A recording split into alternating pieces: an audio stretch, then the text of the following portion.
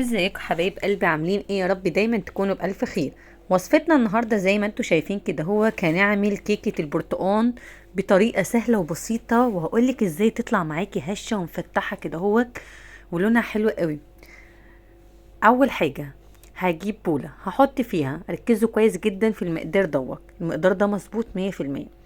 هحط كوباية من السكر، نص كوباية زيت، كوباية عصير برتقال، 4 بيضات.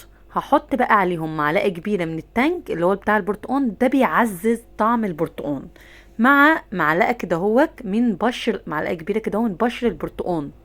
يعني بعد ما اعصر البرتقال اجيب كده هو واحده برتقانيه وابشر القشر بتاعها، مع رشه فانيليا تكون كويسه كده هوت. يعني لو عندك فانيليا سايبه هتحطي نص معلقه صغيره، لو عندك فانيليا كيس هتحطي كيسين من الفانيليا. وهضربها كويس جدا سواء بالمضرب اليدوي او بالهاند بلندر او بالخلاط، المتاح عندك اعمليه. بعد كده هجيب 3 كوبايات الا ربع من الدقيق، اكون نخلاهم كويس جدا. هضيف عليهم كيس من البيكنج باودر. تمام كده هو. نسيت اقول لكم كمان، دي الكاميرا ما صورتهاش، حطيت معلقه كبيره من الخل اللي هو الابيض بتاع الطعام على الخليط.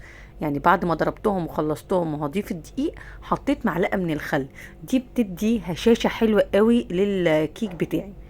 بعد كده ببدا اضيف الدقيق بتاعي تدريجيا، سواء بقى احتاجت التلات كوبايات الا ربع او احتاجت كوبايتين ونص. انا هنا هو احتاجت التلات كوبايات الا ربع.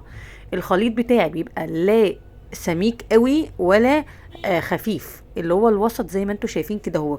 لان لو حطيت الدقيق كتير هتطلع معاكي مكتومه، يعني ممكن تطلع معاكي مفتحه بس تحسي ان انت بتاكلي ايه، حاجه كده مليانه دقيق. لكن المقدار دوت صدقوني حلو قوي. انتي من عندي كوبايتين ونص ل3 كوبايات الا ربع، بتلعبي في الربع الكوبايه الاخرانيه دي. ايدك ميزان، يعني بتخلي بالك كده من الخليط، شوفي ايه خفيف ولا ولا متوسط. لو لقيتيه متوسط خلاص. بعد كده اجيب صينيه مدهونه كده اهوت برشه زيت ومغلفاها بالدقيق، وبعد كده هحطها في الفرن. الفرن يكون يا جماعه سخن، ما بحطهاش في فرن بارد. درجه حراره الفرن بتبقى 180.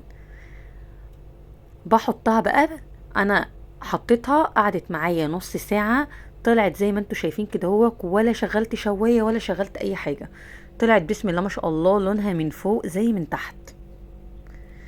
هقطع لكم كام خرطه واوريها لكم بقى من جوه. بصوا قمه الهشاشه ومفتحه قوي وطعمها حلو قوي، يعني تحسي ايه، بشر البرتقال مع التانج خلاها فيها مزازه كده هو، بتاكلي كيكه فعلا بالبرتقال مش اللي هو لونه بس يعني. طيب لو انت مش حابه تعمليها بالبرتقال وحابه تعمليها باللبن، مفيش اي مشكله. كوبايه البرتقال ديك هتعكسي، يعني بدل ما هتبقى برتقال هتبقى كوبايه لبن. تمام كده اهوت، وهتطلع معاكي حلوه قوي. بصوا بسم الله ما شاء الله، طالعه مرتفعه وحلوه وهشه وسمكها حلو قوي. يعني دي وصفتي بتاعت النهارده، اتمنى ان انتوا تجربوها وصدقوني مش هتندموا. وبألف هنا وشفا على قلبكم.